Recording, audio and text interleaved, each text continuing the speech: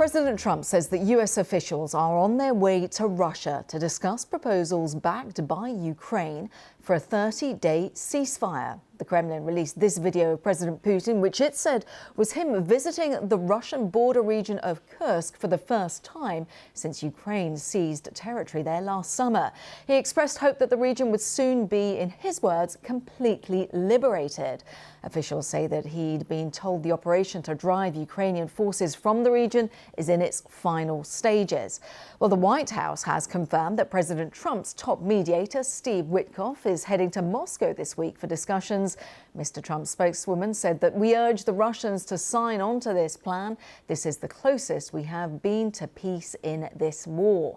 Well, all this comes after Ukraine agreed to a 30-day peace proposal, ceasefire deal proposed by the US during talks this week in Saudi Arabia. Mr. Trump says that the ball is now in Russia's court, indicating that he's heard positive messages from the Russian president. His top diplomat, Marco Rubio, said it would be unfortunate if Moscow rejected the proposal. Now, we're going to hear from Mr. Rubio in just a moment, but first, Britain's Defence Secretary John Healey has urged President Putin to accept the ceasefire proposal. And I say to President Putin, over to you now. You said you want to talk, prove it. Accept the ceasefire, start negotiations, and end the war. And make no mistake, the pressure is now on Putin. We all eagerly await the Russian response and urge them strongly to consider ending all hostilities so people will stop dying, so bullets will stop flying, and so a process can begin to find a permanent peace. And we'll see what the response is. If their response is yes, then we know we've made real progress and there's a real chance of peace. If their response is no, it would be highly unfortunate and it would make their intentions clear. Well, Marco Rubio is to hold talks with G7 foreign ministers in Canada. Our State Department correspondent Tom Bateman is travelling with him. He sent us this update. Well, we got a few things clarified by the Secretary of State as he spoke to us on the way here to Canada. I think the first was really about the next steps in this joint now American and Ukrainian call for an immediate ceasefire and about contacts with the Russians. You know, they said the ball is now in the Russians' court. He said that there was due to be contact with Moscow today. Now, he wouldn't clarify exactly what or at what level that would take place. But it also gave us a sense, I think, of the urgency with which the Trump administration wants to do all of this. He said this was about how they wanted the world to look within days in terms of using diplomacy.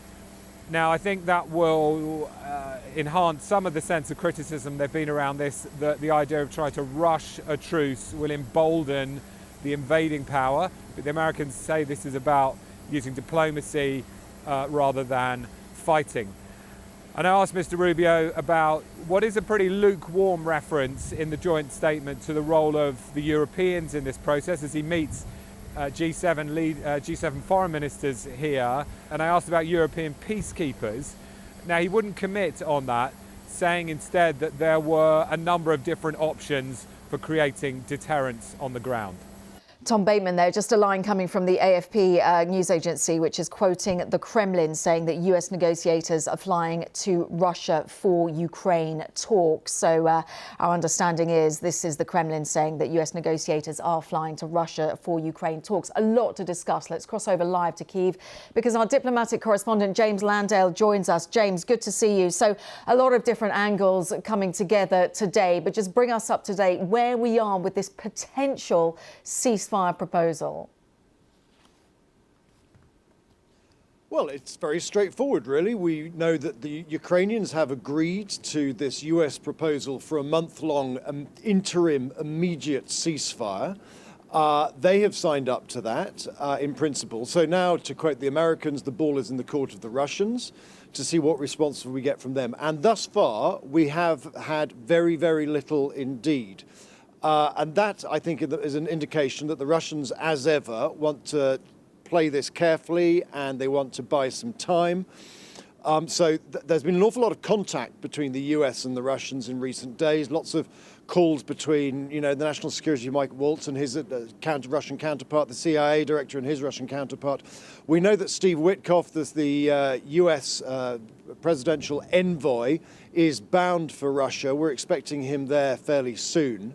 So there's been a lot of contact. We know that the Americans have a pretty good idea of where the Russians are on this, not least because, remember, this whole process began with a conversation between Mr. Putin and Mr. Trump that lasted an hour and a half.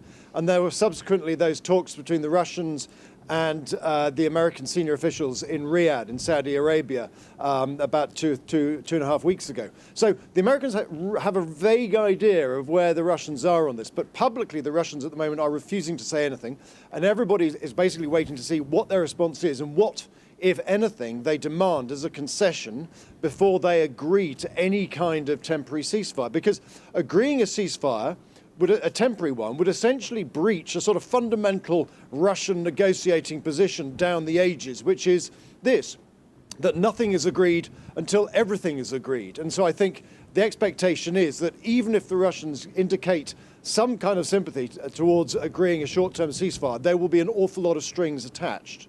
So do we have an indication of what potentially some of those Russian demands are, or is that all being done in a closed process? Do we have an inkling of that? Yeah, I mean, look, the Russians have been pretty clear about it. On one level, they've said, look, they are not going to accept any kind of European/NATO reassurance forces in Ukraine after any kind of ceasefire. They've also made it very clear that they want Ukraine to be very clear about reneging on its ambition of joining NATO. I think it's very likely that they will demand the lifting of Western sanctions on Russia before there's any kind of movement by them.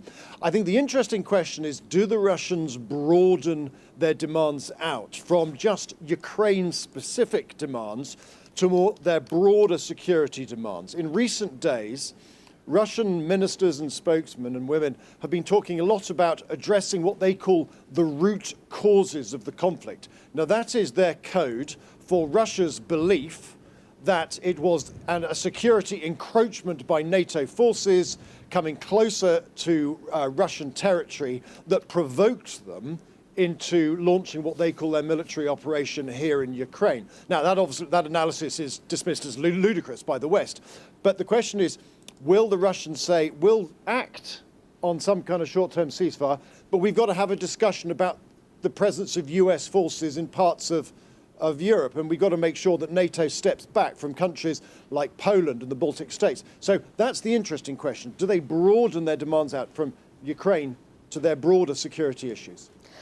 James, as always, really good to get your analysis there. James Landale joining us live from Kyiv. Thank you very much. A number of different angles and a number of different meetings taking place throughout today when it comes to the geopolitics of this.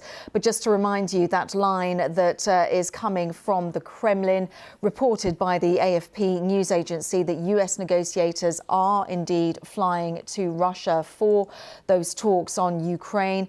The Kremlin spokesperson, Dmitry Peskov, just confirming that negotiators are en route to Russia now and contacts are planned, but no confirmation whether Russia has handed the US a list of demands for Ukraine deal. But arguably, as James was saying there, we know some of the demands that Russia has, and Ukraine joining NATO absolutely off the list.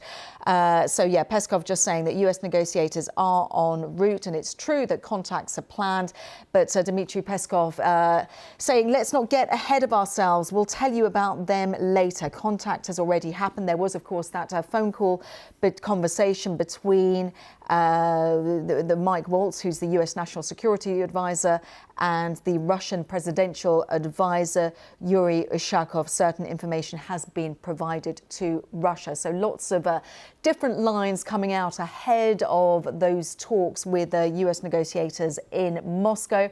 Our chief international correspondent, Lise Doucette, joins us live now. And Lise, as always, it's good to see you on a day where lots of different lines are developing. When it comes to our audience, I wonder if you just help help us to understand what is the key points that we are looking out for? Because we've got the Polish president said that Poland should have some form of nuclear arms. We've got the G7 summit. Of course, we've got the US negotiators on their way to the Kremlin. What is your main takeaway of what we are focusing on today? Good morning, Kesha. It's always good to speak with you. And you're right to point out people are getting overwhelmed by just how much is happening. Flooding the zone is how they describe it in the United States. And of course, we're just focusing on foreign policy.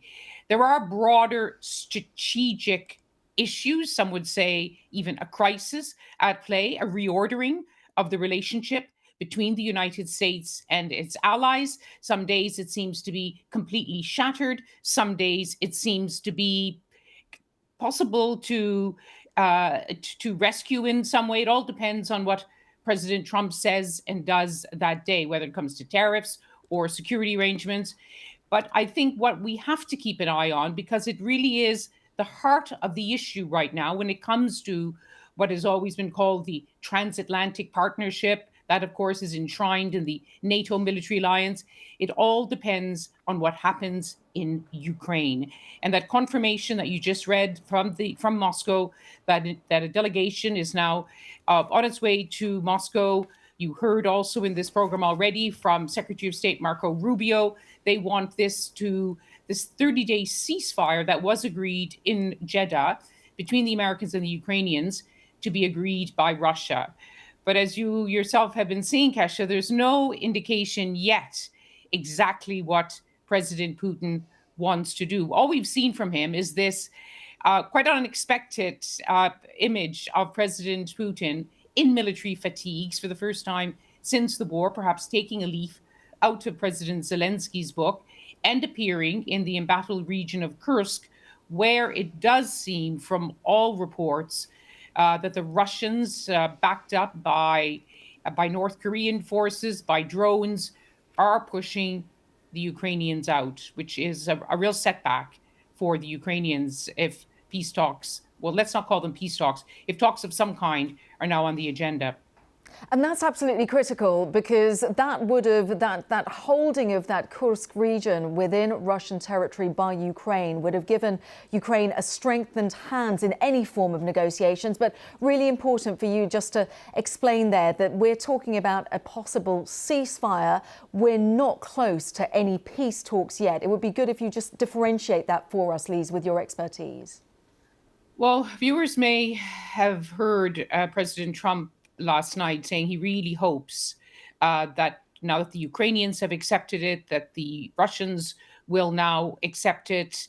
He said, if we get that agreed, we are 80% there. 80%. They are nowhere near 80%. Possibly 5% would be an optimistic for the Ukrainians. Well, in the first place, President Putin has always said he doesn't want a ceasefire, and a ceasefire is not enough. And especially for Ukraine, a ceasefire is not enough. First of all, how can you have a ceasefire agreed for days? There will be the very difficult negotiations on how the ceasefire is monitored. How is Ukraine protected during this time? What happens if either side violates the ceasefire? And the overarching you could call it a question, but for Ukraine, it is an existential worry. Ukraine's great deep fear is that for Russia, this is just a tactical pause, a pause, as it often happens in war, for, it would have to be said, both sides to regroup, to refresh, to rethink, and then go back to the battlefield. But there has been absolutely no indication of any change at all in President Putin's worldview, which is that he doesn't believe Ukraine is a country. He doesn't believe it has a right to exist. And he basically has never gone back from his saying that he basically wants all of Ukraine. And if he doesn't have it territorially, he wants to have a government in Kyiv which will bend to his will.